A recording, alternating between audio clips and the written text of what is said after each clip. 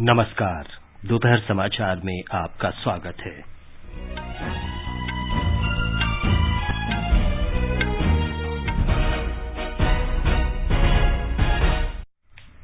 प्रधानमंत्री नरेंद्र मोदी ने सिडनी संवाद में भाग लिया। भारत के 5 महत्वपूर्ण बदलाव में देश में विस्तृत सार्वजनिक सूचना प्रौद्योगिकी ढांचे का विकास और शासन तथा कल्याणकारी योजनाओं का लाभ पहुंचाने के लिए डिजिटल टेक्नोलॉजी के इस्तेमाल का उल्लेख किया। प्रधानमंत्री ने कहा, सरकार के प्रयास और समर्थन से बैंकिंग क्षेत्र की स्थिति मजबूत हुई। प्रधानमंत्री आज शाम औषध क्षेत्र के पहले वैश्विक नवाचार शिखर सम्मेलन का उद्घाटन करेंगे। उच्चतम न्यायालय ने दुष्कर्म के मामले में पॉक्सो अधिनियम के तहत शारीरिक स्पर्श से संबद्ध बंबई उच्च न्यायालय के फैसले को रद्द किया। उच्चतम न्यायालय ने 10वीं और 12वीं की बोर्ड परीक्षाओं को हाइब्रिड मोड में कराने की याचिका खारिज की। केंद्रीय ग्रामीण विकास और पंचायती राज मंत्री गिरिराज सिंह ने पंचायत अधिनियम 1996 के प्रावधानों का प्रभावी कार्यान्वयन करने को कहा। देश में अब तक 114 करोड़ 46 लाख से अधिक कोविड टीके लगाए गए। स्वस्थ होने की दर 98.28%। 2020 अंतर्राष्ट्रीय क्रिकेट मैच की श्रृंखला का दूसरा मैच भारत और न्यूजीलैंड के बीच रांची में कल खेला जाएगा।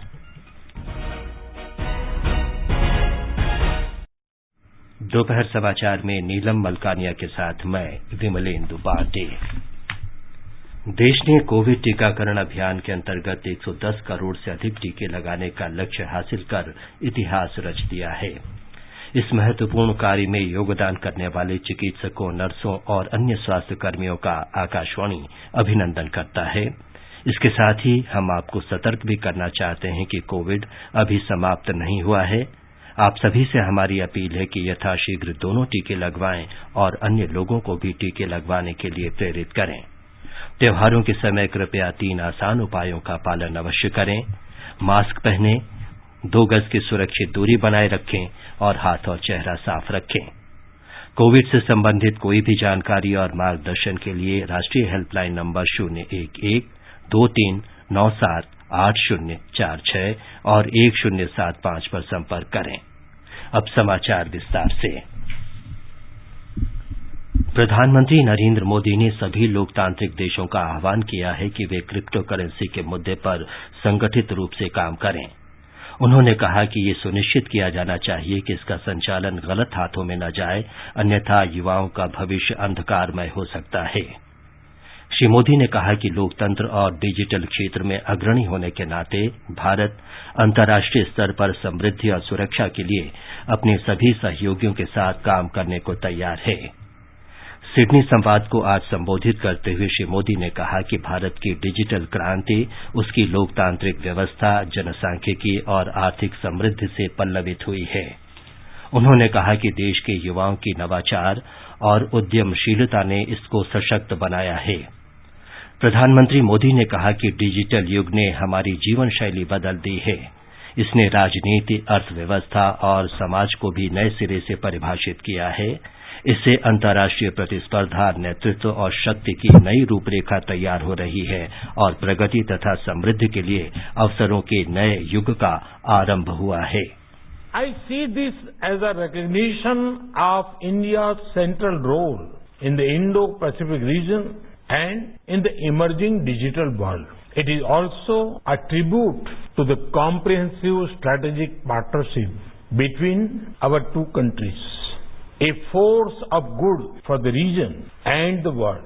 The digital age is changing everything around us. प्रधानमंत्री ने कहा कि भारत भविष्य के निर्माण के लिए पूर्व की चुनौतियों को अवसर के रूप में बदल रहा है। उन्होंने भारत में हो रहे 5 महत्वपूर्ण बदलावों को रेखांकित किया। ये हैं भारत में विश्व के सबसे विस्तृत सार्वजनिक सूचना प्रौद्योगिकी ढांचे का विकास, शासन तथा कल्याणकारी योजनाओं का लाभ पहुंचाने के लिए डिजिटल टेक्नोलॉजी का इस्तेमाल, स्टार्टअप के लिए तेजी से विकसित होता अनुकूल तंत्र, उद्योग और सेवा क्षेत्रों का बड़े पैमाने पर डिजिटल रूपांतरण और टेलीकॉम टेक्नोलॉजी में स्वदेशी क्षमता के विकास के लिए निवेश। उन्होंने कहा कि 1 अरब से अधिक भारतीयों के पास विशिष्ट डिजिटल पहचान है और हम 6 लाख गांवों को ब्रॉडबैंड से जोड़ने के लिए अग्रसर हैं। We are building the world's most extensive public information infrastructure. Over 1.3 billion Indians have a unique digital identity. We are on our way to connect 600,000 villages with broadband. We have built the world's most efficient payment infrastructure, the UPI. Over 800 million Indians use internet. 750 million are on smartphones. We are one of the largest consumer of data per capita and have one of the cheapest data in the world. प्रधानमंत्री ने कहा कि सरकार लोगों को सस्ती चिकित्सा सुविधा उपलब्ध कराने के लिए नेशनल डिजिटल हेल्थ मिशन तैयार कर रही है और एक राष्ट्र एक कार्ड से देशभर में कहीं भी रहने वाले करोड़ों श्रमिकों को लाभ होगा। अपने संबोधन में प्रधानमंत्री ने यह भी कहा कि भारत दुनिया में कॉरपोरेट जगत को साइबर सुरक्षा समाधान और सेवाएं उपलब्ध कराने का पहले से ही एक बहुत बड़ा केंद्र है और सरकार ने भारत को साइबर सुरक्षा का वैश्विक केंद्र बनाने के लिए एक कार्यबल का गठन किया है।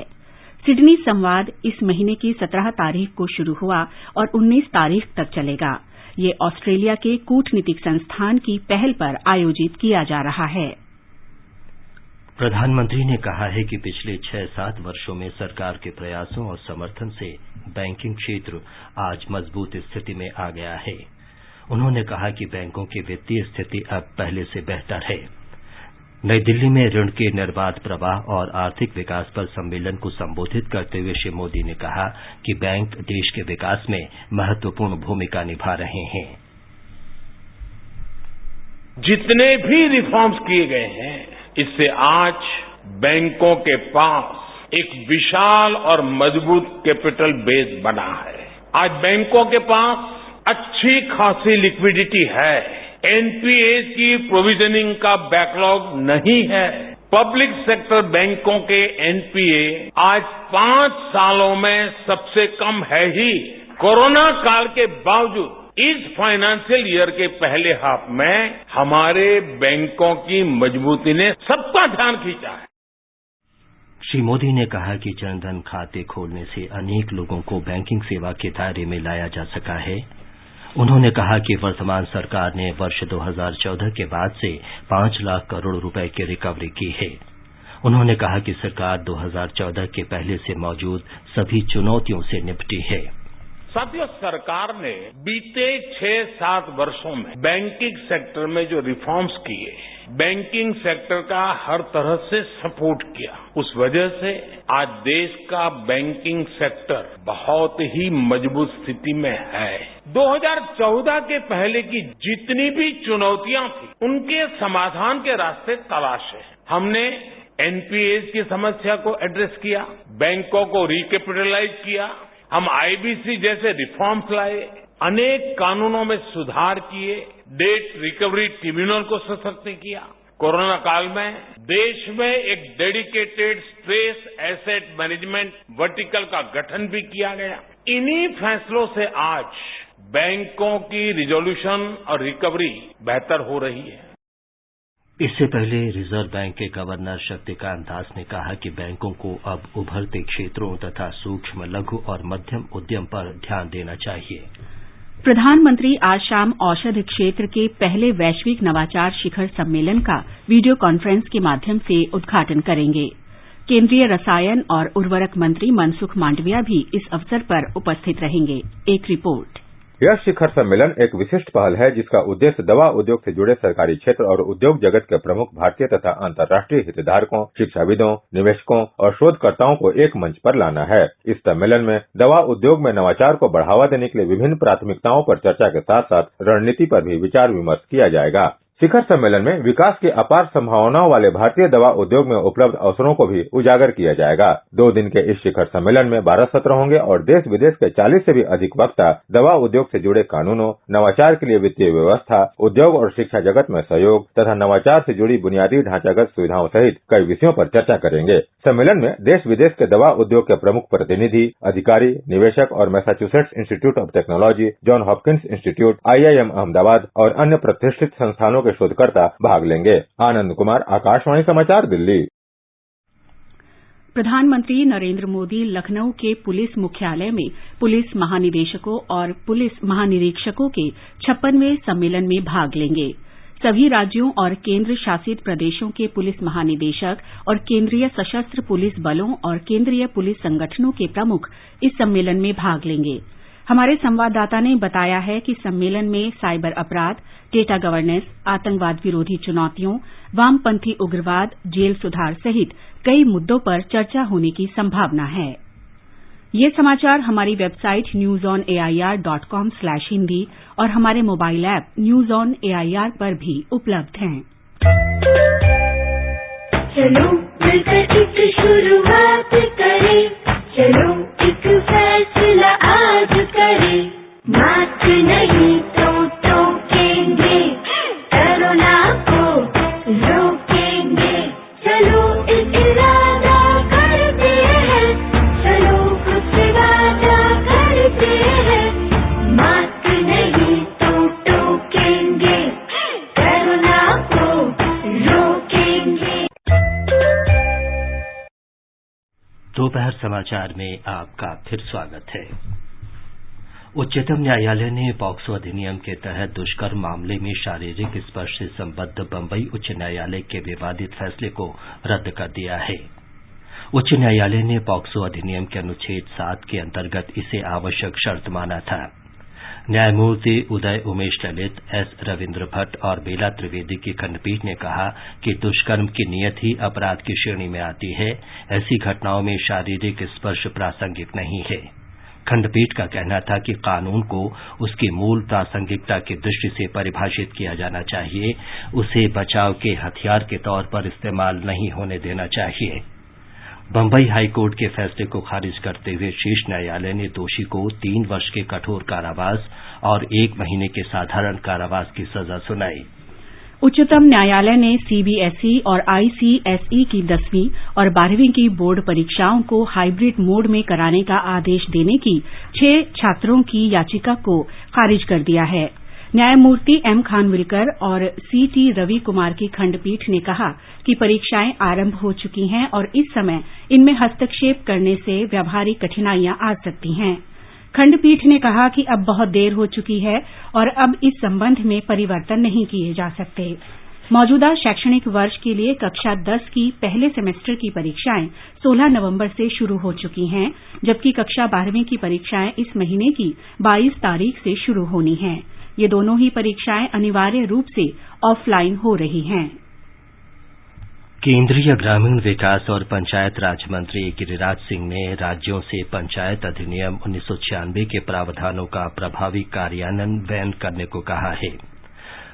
पेसा आदिवासी समुदाय को सशक्त बनाने के लिए एक महत्वपूर्ण कानून है।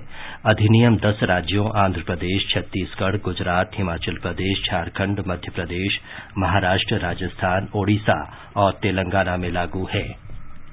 सूचना और प्रसारण मंत्री अनुराग सिंह ठाकुर ने संसद और विधानसभाओं में सार्थक चर्चा की आवश्यकता पर बल दिया है। वे आज शिमला के विधानसभा परिसर में अखिल भारतीय पीठासीन अधिकारियों के शताब्दी वर्ष समारोह के तहत आयोजित सम्मेलन के समापन सत्र को संबोधित कर रहे थे। श्री ठाकुर ने कहा कि हर राज्य में विधायी सप्ताह का पालन करने की आवश्यकता है, जिसमें स्कूली बच्चों की भागीदारी सुनिश्चित की जाए। आगे बढ़ने से पहले मुख्य समाचारों पर एक नजर। प्रधानमंत्री नरेंद्र मोदी ने सिडनी संवाद में भाग लिया। भारत के 5 महत्वपूर्ण बदलावों में देश में विस्तृत सार्वजनिक सूचना प्रौद्योगिकी ढांचे का विकास और शासन तथा कल्याणकारी योजनाओं का लाभ पहुंचाने के लिए डिजिटल टेक्नोलॉजी के इस्तेमाल का उन्होंने उल्लेख किया। प्रधानमंत्री ने कहा, सरकार के प्रयास और समर्थन से बैंकिंग क्षेत्र की स्थिति मजबूत हुई। प्रधानमंत्री आज शाम औषधि क्षेत्र के पहले वैश्विक नवाचार शिखर सम्मेलन का उद्घाटन करेंगे। उच्चतम न्यायालय ने दुष्कर्म के मामले में पॉक्सो अधिनियम के तहत शारीरिक स्पर्श से संबद्ध बंबई उच्च न्यायालय के फैसले को रद्द किया। उच्चतम न्यायालय ने 10वीं और 12वीं की बोर्ड परीक्षाओं को हाइब्रिड मोड में कराने की याचिका खारिज की। केंद्रीय ग्रामीण विकास और पंचायती राज मंत्री गिरिराज सिंह ने पंचायत अधिनियम 1996 के प्रावधानों का प्रभावी कार्यान्वयन करने को कहा। देश में अब तक 114 करोड़ 46 लाख से अधिक कोविड टीके लगाए गए। स्वस्थ होने की दर 98.28%। और 2020 अंतर्राष्ट्रीय क्रिकेट मैचों की श्रृंखला का दूसरा मैच भारत और न्यूजीलैंड के बीच रांची में कल खेला जाएगा। राष्ट्रीय कोविड टीकाकरण अभियान के तहत देश में अब तक 114 करोड़ से अधिक कोविड रोधी टीके लगाए जा चुके हैं। पिछले 24 घंटों में लगभग 73,44,000 लोगों का टीकाकरण किया गया। इस बीच कल कोविड के 11,919 नए रोगियों की पुष्टि हुई, जबकि 11,242 मरीज भी स्वस्थ हुए। स्वस्थ होने की दर 98.28% है। मध्य प्रदेश में कोविड की दूसरी लहर के दौरान लागू किए गए सभी प्रतिबंधों को हटा लिया गया है। शादी में मेहमानों की सीमित संख्या को खत्म कर दिया गया है। वहीं स्कूल, कॉलेज, छात्रावास और कोचिंग सेंटर भी पूरी क्षमता से खोले जाएंगे। आकाशवाणी के समाचार सेवा प्रभाग से आज रात प्रसारित होने वाले हिंदी और अंग्रेजी में लाइव फोन इन कार्यक्रम कोरोना जागरूकता श्रृंखला के अंतर्गत लखनऊ के किंग जॉर्ज मेडिकल कॉलेज के डॉक्टर सूर्यकांत श्रोताओं के कोरोना संक्रमण से संबंधित सवालों के जवाब देंगे। श्रोता हमारे विशेषज्ञ से टोल फ्री नंबर 1800-115767 और टेलीफोन नंबर 011-2331-4444 पर प्रश्न पूछ सकते हैं। इसे एफएम गोल्ड चैनल और अतिरिक्त मीटरों पर रात 9:30 बजे से सुना जा सकता है। संसद का शीतकालीन सत्र इस महीने की 29 तारीख से शुरू होगा और 23 दिसंबर तक चलेगा। लोकसभा सचिवालय ने एक बयान में कहा है कि 17वीं लोकसभा का 7वां सत्र 29 नवंबर से शुरू होने जा रहा है। सरकारी कामकाज की प्राथमिकताओं के अधीन इस सत्र के 23 दिसंबर तक जारी रहने की संभावना है।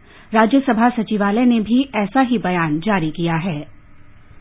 सरकार द्वारा विभिन्न उद्योगों में उत्पादन आधारित प्रोत्साहन योजना की घोषणा से कोविड महामारी के बाद के दिनों में औद्योगिक और आर्थिक सुधार में बढ़ोतरी हुई है। वाणिज्य और उद्योग मंत्री पीयूष गोयल ने स्थानीय वैल्यू एडेड और निर्यात से संबंधित स्थायी समिति की समीक्षा बैठक को संबोधित करते हुए कहा कि कपड़ा, ऑटोमोटिव और विभिन्न प्रकार के इलेक्ट्रॉनिक वस्तु उद्योगों में सकारात्मक वृद्धि देखी गई। ये समाचार आकाशवाणी से प्रसारित किए जा रहे हैं। ताजा समाचार जानने के लिए आप हमारे Twitter handle @AIR News Hindi को फॉलो कर सकते हैं। आजादी का अमृत महोत्सव के लिए सभी उपभोक्ताओं को शुभकामनाएं। हॉलमार्क सोने की शुद्धता सुनिश्चित करता है। हमेशा हॉलमार्क वाले सोने के आभूषण खरीदें। उपभोक्ता संबंधित किसी भी शिकायत के लिए कृपया राष्ट्रीय उपभोक्ता हेल्पलाइन के टोल फ्री नंबर 14404 पर संपर्क करें। उपभोक्ता कार्य विभाग, भारत सरकार द्वारा जनहित में जारी।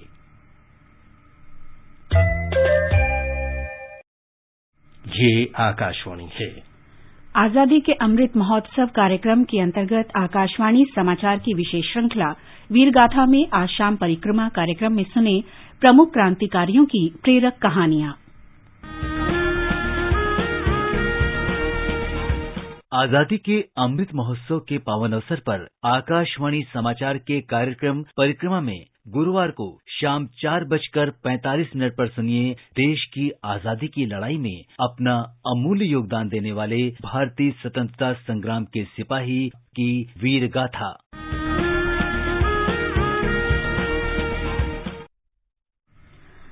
आजादी का अमृत महोत्सव के अंतर्गत आइए अब सुनते हैं आकाशवाणी की विशेष प्रस्तुति आजादी का सफर। आजादी का अमृत महोत्सव।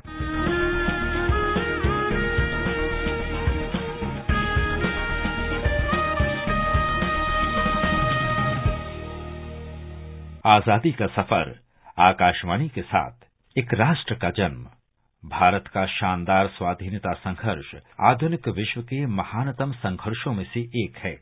आकाशवाणी आपके लिए रोजाना ला रही है इस शानदार संघर्ष की एक झलक। आज महान स्वाधीनता सेनानी और क्रांतिकारी बटुकेश्वर दत्त की जयंती है। उनका जन्म 18 नवंबर 1910 को पश्चिम बंगाल के बर्धमान जिले में हुआ था। दत्त का बचपन उत्तर प्रदेश के कानपुर में बीता और वहीं उन्होंने पढ़ाई की। क्रांतिकारी के रूप में उनका जीवन किशोरावस्था से भी पहले शुरू हो गया था, जब उन्होंने कानपुर की माल रोड पर अंग्रेजों को एक भारतीय बच्चे की बेरहमी से पिटाई करते देखा। वो बच्चा सड़क पर घूम रहा था, जो भारतीयों के लिए प्रतिबंधित था। इस घटना ने बटुकेश्वर दत्त पर गहरा प्रभाव डाला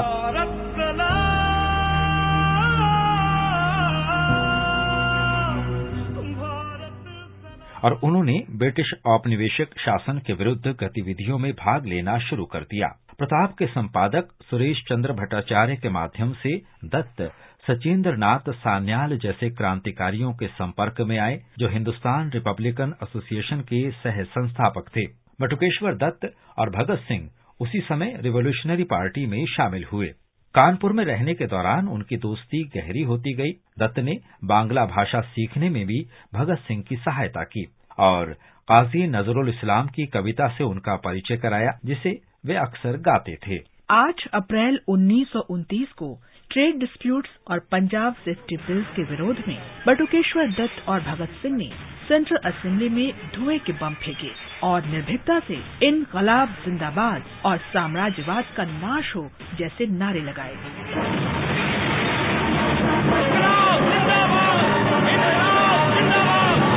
बटुकेश्वर दत्त को असेंबली बम केस में आजीवन कारावास की सजा हुई और अंडमान की सेलुलर जेल भेज दिया गया।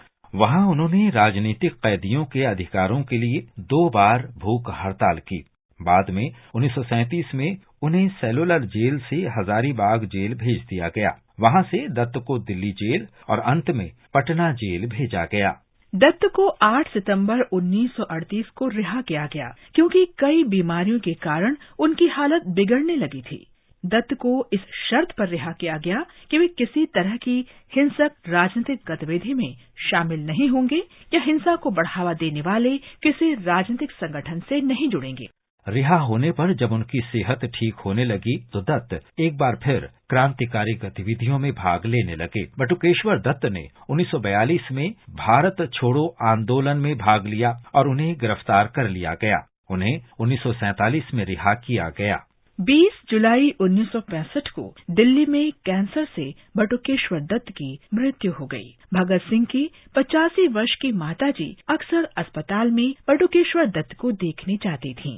दत्त के इच्छा के अनुसार भगत सिंह, सुखदेव और राजगुरु के स्मारक के पास ही उनका अंतिम संस्कार किया गया। आज महान स्वाधीनता सेनानी और कवि वल्लयप्पन अलोकनाथन चिदम्बरम की पुण्यतिथि है। उन्हें बीओसी के नाम से भी जाना जाता है। वे कप्पा लुट्टिया तमिझन या द तमिल हेल्समैन के नाम से भी प्रसिद्ध हैं।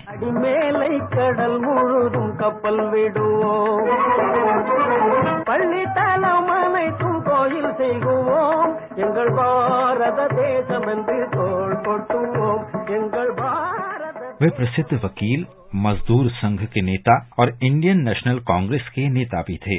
चिदम्बरम ने कोयला मिलों के मजदूरों को एकजुट किया और इस तरह स्वदेशी आंदोलन के सामाजिक आधार का विस्तार किया। कठिन परीक्षा से गुजरने के बाद उन्होंने British India steam navigation company के एकाधिकार को चुनौती देने के लिए 1906 में स्वदेशी स्टीम नेविगेशन कंपनी स्थापित की। तूतीकोरिन 20वीं सदी के आरंभिक वर्षों में स्वाधीनता संघर्ष का गढ़ बन गया था। वीओ चिदम्बरम ने स्वदेशी और बहिष्कार के सिद्धांत के साथ राष्ट्रवाद और स्वतंत्रता के बीज बोए। अंग्रेजों ने उन पर राजद्रोह के आरोप लगाए और आजीवन कारावास की सजा दी। उनका बैरिस्टर का लाइसेंस भी वापस ले लिया गया। तूतीकोरिन में इंडियन नेशनल कांग्रेस के कार्यालय में 18 नवंबर 1936 को वीओसी का निधन हो गया। आजादी का सफर आकाशवाणी के साथ की इस कड़ी में आज बस इतना ही। कल फिर मिलेंगे एक नई कड़ी के साथ।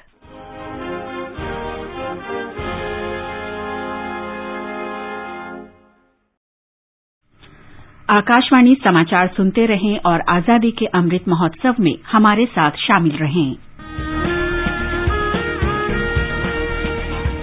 आजादी के 75 वर्षों का पर्व अमृत महोत्सव के पावन अवसर पर आकाशवाणी समाचार लेकर आया है अमृत महोत्सव क्विज। आप भी इस क्विज का हिस्सा बन सकते हैं। हमारे समाचार बुलेटिनों में पूछे गए स्वतंत्रता आंदोलन से जुड़े प्रश्नों का जवाब देकर। आपसे ये सवाल प्रत्येक सोमवार और मंगलवार को सुबह 8 बजे प्रसारित होने वाले बुलेटिन समाचार प्रभात में पूछे जाएंगे। श्रोता ईमेल amritmahotsav@prasarbharati.gov.in पर अपने जवाब भेज सकते हैं। आप अपने जवाब व्हाट्सएप नंबर 8826546262 पर भी भेज सकते हैं। विजेता का चुनाव सही जवाबों में से लकी ड्रॉ के माध्यम से होगा और इसकी घोषणा अगले दिन इसी बुलेटिन में की जाएगी। विजेता को प्रमाण पत्र के साथ एक उपहार भी दिया जाएगा। साथ ही विजेता का नाम हमारे ट्विटर हैंडल पर भी फ्लैश होगा। तो आइए मनाएं आजादी के 75 वर्षों का पर्व अमृत महोत्सव आकाशवाणी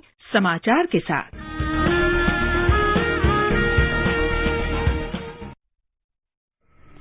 अब प्रस्तुत है संस्कृति संदेश। आज का संस्कृति संदेश समर्पित है फिल्म निर्देशक वी शांताराम को।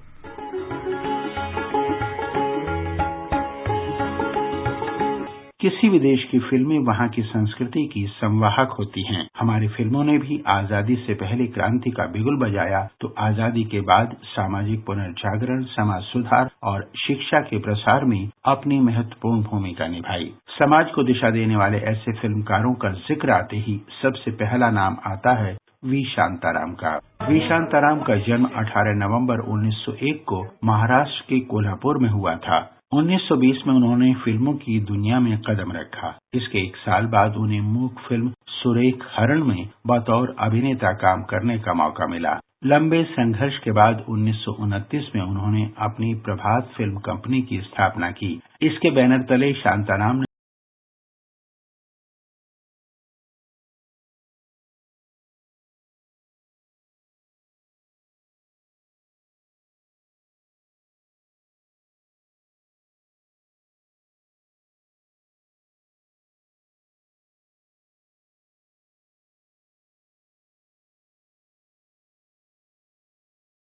आदमी, पड़ोसी, दुनिया न माने, संत ज्ञानेश्वर, अमृत मंथन जैसी कई फिल्में बनाई। उनकी फिल्म पड़ोसी को वेनिस फिल्म फेस्टिवल में शामिल होने का अवसर मिला। वी शांताराम ने शास्त्रीय रागों पर आधारित झनक झनक पायल बाजे, नवरंग, सेहरा, पिंजरा, गीत गाया पत्थरों ने, जल बिन मछली, नृत्य बिन बिजली, बूंद जो बन गई मोती आदि फिल्में बनाई। लेकिन सर्वाधिक ख्याति उन्हें मिली दो आंखें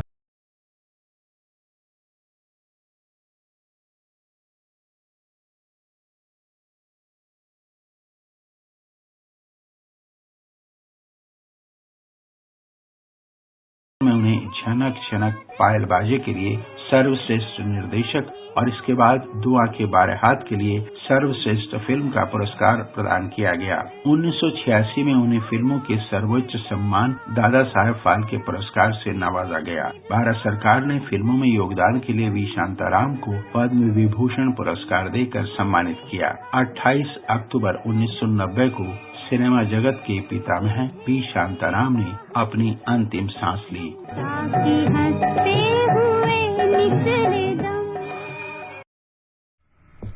ये था आज का संस्कृति संदेश। पंजाब में भारतीय जनता पार्टी के प्रदेश अध्यक्ष अश्वनी शर्मा के नेतृत्व में 21 सदस्यों का प्रतिनिधिमंडल आज करतारपुर कॉरिडोर के रास्ते गुरुद्वारा श्री करतारपुर साहिब में माथा टेकने गया। श्री करतारपुर साहिब के लिए रवाना होने से पहले मीडिया से बात करते हुए श्री शर्मा ने कहा कि श्री गुरु नानक देव जी ने श्रद्धालुओं की अरदास स्वीकार कर ली है। 3 2020 अंतर्राष्ट्रीय क्रिकेट मैचों की श्रृंखला का दूसरा मैच भारत और न्यूजीलैंड के बीच कल रांची में खेला जाएगा। भारत ने कल रात न्यूजीलैंड को 5 विकेट से हरा दिया। अंत में मुख्य समाचार एक बार फिर। प्रधानमंत्री नरेंद्र मोदी ने सिडनी संवाद में भाग लिया। भारत के 5 महत्वपूर्ण बदलाव में देश में विस्तृत सार्वजनिक सूचना प्रौद्योगिकी ढांचे का विकास और शासन तथा कल्याणकारी योजनाओं का लाभ पहुंचाने के लिए डिजिटल टेक्नोलॉजी के इस्तेमाल का उल्लेख किया। प्रधानमंत्री ने कहा, सरकार के प्रयास और समर्थन से बैंकिंग क्षेत्र की स्थिति मजबूत हुई है। प्रधानमंत्री आज शाम औषध क्षेत्र के पहले वैश्विक नवाचार शिखर सम्मेलन का उद्घाटन करेंगे। इसके साथ ही दोपहर समाचार का ये अंक समाप्त हुआ। नमस्कार।